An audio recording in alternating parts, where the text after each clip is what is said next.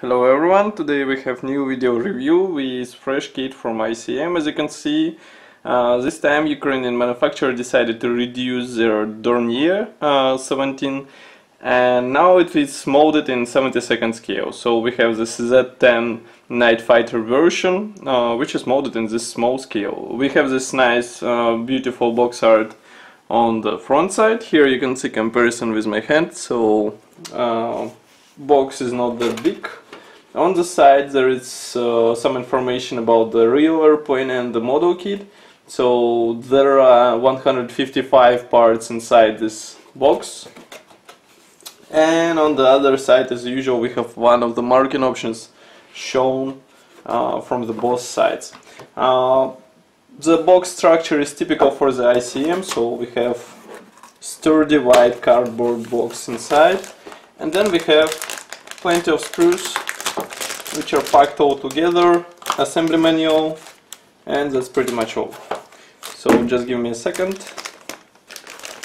Let's start from the assembly manual. As you can see, it's printed in form of this typical ICM brochure. We have parts map on the next page. Note that plenty of parts won't be used in this version of the Dornier, so it means we can expect new versions of this aircraft in the close future, let's say. Then we have assembly process explained with help of those nice images.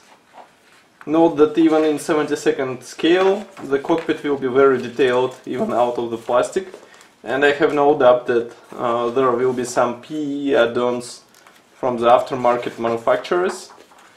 And then we have marking options. There are two of them included into the kit.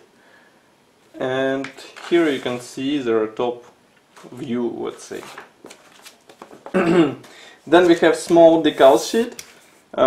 This one is also quite an improvement over previous stuff which we saw before. So as you can see, all symbols are printed in very high quality. We have even decals for the dashboard, and I hope that it will be easy to apply this on the model and you won't encounter any extra problems with that. Now just give me a second to open the plastic bag. All plastic screws are packed into the one bag, so be careful because there are plenty of small tiny parts, quite, let's say, tender, so it's better to check them before the purchase. So here is the first sprue. I would zoom out the camera for a moment. So here you can see it. Note that almost all parts are given in double set because it's a twin engine bomber. We have engine cooling divided into several parts. Then we have some engine parts, as well as, for example, here is full set of the bombs, even though, as you saw on the assembly manual, they won't be used in the actual build. Now we zoom camera, and you can see that parts are attached on quite thin attachment points. Here you can see propellers. I would say that position of those attachment points is not that good because you will have to be careful. And here we have some of the landing gear parts which are quite tender, as you can see, and will require some care during separation. And here you can see the inner side of the engine cowlings. Note that there are special position pins which should help with alignment of those parts when you will be assembling them one with each other. Next we have plastic sprue, approximately the same size, but it contains fuselage halves. Here you can see them, two large parts on both ends of the sprue. Then we have wheels, landing gear wheels, which should be assembled out of two halves. And I think it will be better to search for some aftermarket, even though those are molded in very nice quality. Then we have some cockpit parts, and note that no segment is molded as a single piece part, so you won't have gaps or seams in this quite, let's say, visible area. So here you can check all the parts closer.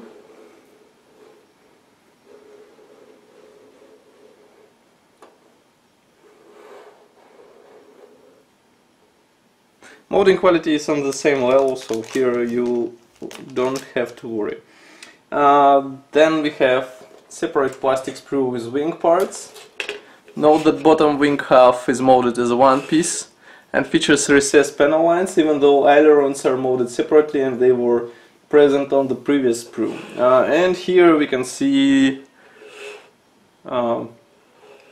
again wing halves, again with recessed panel lines, and inside there is just some minor wheel wells detailing which will require washing done in order to look a bit more realistic.